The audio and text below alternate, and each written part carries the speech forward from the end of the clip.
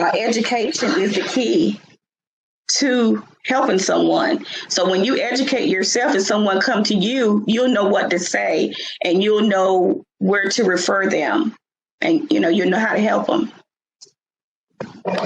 I think as well, I would also kind of, one tool that I would assist them with is the kind of idea of safety planning, or just in case of emergencies, what type of documents you may need to start over, or and things of that matter. Because a lot of people don't realize until they're out of the situation, well, they need the Social Security cards. Although you can request for those, they also it hinders getting children into schools if you're having to relocate and things of that matter. So safety planning is one tool that I would definitely help assist the victims. And then one tool or nugget of truth that I would give to people in society is that these individuals may come back multiple times for assistance until they're ready to actually leave.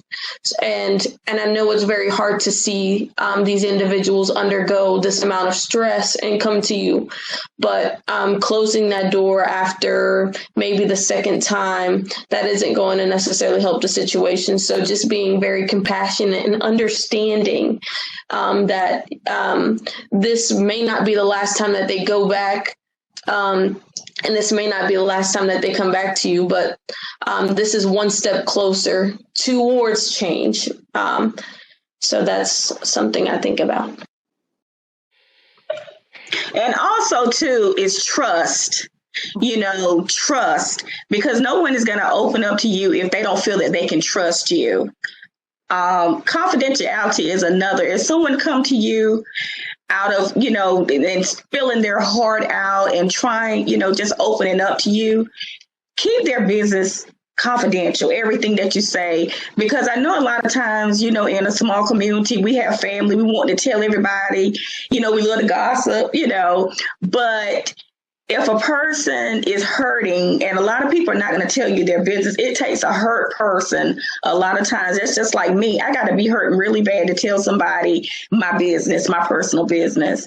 And when you're going through domestic violence, that's something that you're already ashamed of.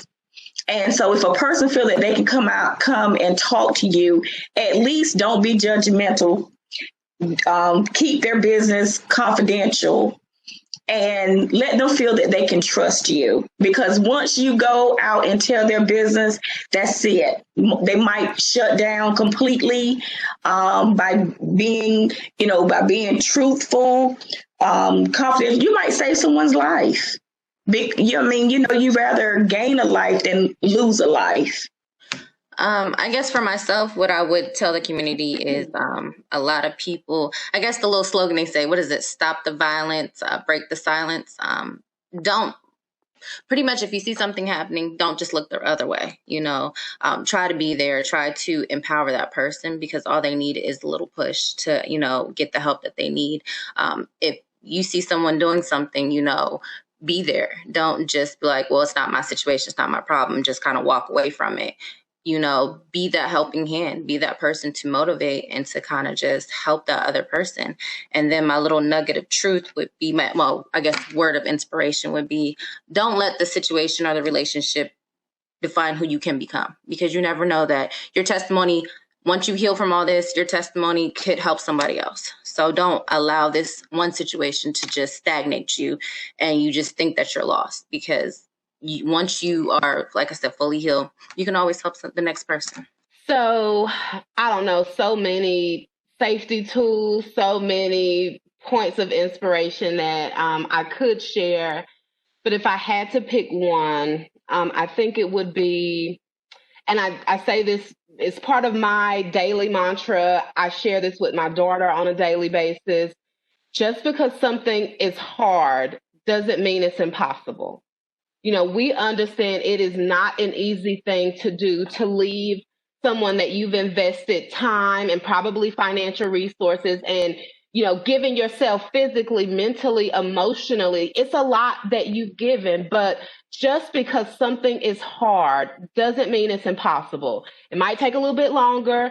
You might have to lean on some more resources. You might have to reach out to an expert to get some information, but it is doable. There is nothing that is impossible. I don't care how hard it is.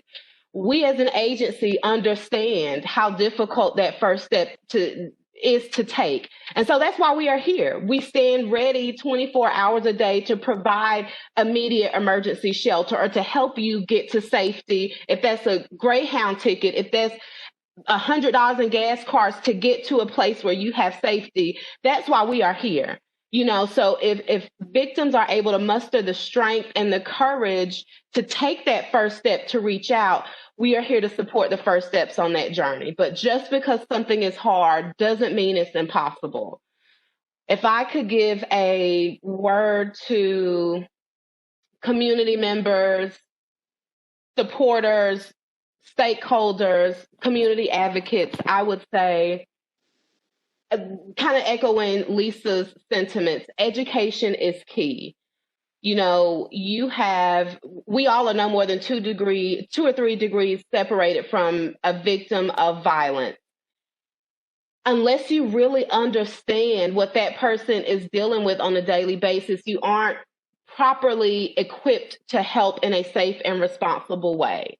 There are plenty of times that we get calls on our crisis line from not victims themselves, but aunts, uncles, family members of victims who are frustrated and they are hurt and they are angry with the abuser for doing this to their loved one. And if any of you have, children or a very close friend, sibling, when somebody hurts them, you are hurt and you're enraged and you want to act because you feel compelled to do something to protect this person.